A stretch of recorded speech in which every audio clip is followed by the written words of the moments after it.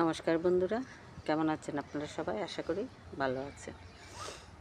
তো দুপুরে রান্নার আয়োজন নিয়ে চলে আসছি। আজকে রান্না করব দেশি মুরগি, মুসুরির ডাল আর লাউ ভাজি। লাউটা আমার কাজের মাসি বাড়ি থেকে দিয়ে পাঠিয়েছে, এটা আজকে রান্না করব। আর আমি ভাত রান্না করি সবার শেষে, আজকে ভাত বসাইছি সবার আগে, কারণ এই নাতনির স্কুল 12টার দিকে। তো ভাতের মধ্যে একটা আলু সিদ্ধ দিয়ে ভাতটা বসাই দিছি, যেন ও একটু ভাত খেয়ে যেতে পারে। পরে আমি আস্তে আস্তে তরকারিগুলি রান্না করব। তো আগে লাউ ভাজিটা বসাবো।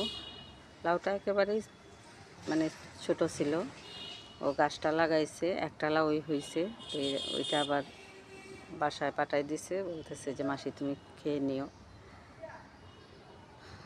তো লাউটা দেখে মনে হচ্ছে ভালো হবে, তো জানি না খেতে কেমন হবে। তো নাতনিকে আবার ফাঁকে ভাত নামিয়ে একটা আলু সিদ্ধ দিয়ে তাড়াতাড়ি একটু খাওয়াইয়া স্কুলে পাঠাইছি, আর একটু কাপড় ভিজাই রাখছি। তো রান্নাবান্না শেষ করে তারপরে কাপড়গুলো ধুয়ে ফেলবো। তো মুরগিরটা সব মশলা দিয়ে একটু মাখিয়ে রাখবো। লাউ ভাজিটা চুলায় আছে এখনও, একটু মাখায় রাইখা দিব। তারপরে লাউ ভাজিটা নামিয়ে মাংসটা বসাবো।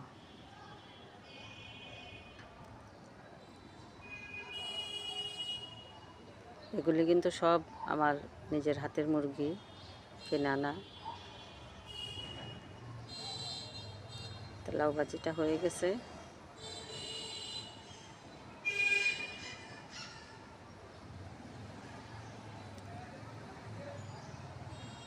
মুরগিটা বসাবো।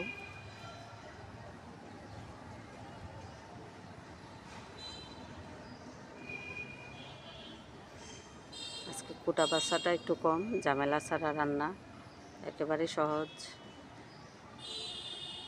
কারণ সবজি টবজি দিয়ে তরকারি রান্না করলে তো একটু কাটা বাছার সময় লাগে। তো আজকে ইচ্ছা করেও নিজে একটু করছি, কাজটা, রান্নার কাজটা একটু সহজ করে ফেলছে। কারণ কাপড় ধুতেইব, কাপড় ভিজাইছি অনেকগুলি। তরকারিটা রান্না করে তারপরে কাপড় ধুতে যাব।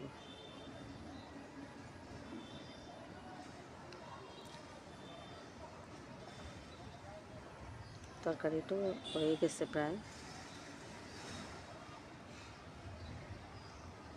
সবশেষে একটু মশলার মাংস ছিটাই দিছি।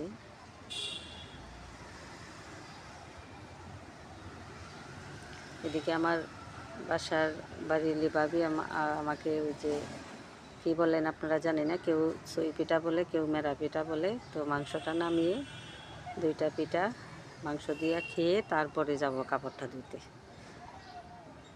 আমি কোনো দিন তরকারি দিয়ে এই পিঠা খাই নাই, অনেকেই খায়। তো আজকে ভাবলাম নিজে খেয়ে দেখে, ভালোই লাগছে। আর পিঠাগুলি অনেক নরম ছিল। তো আজ এই পর্যন্তই। ভালো থাকবেন, সুস্থ থাকবেন, আমার পাশে থাকবেন। ধন্যবাদ সবাইকে।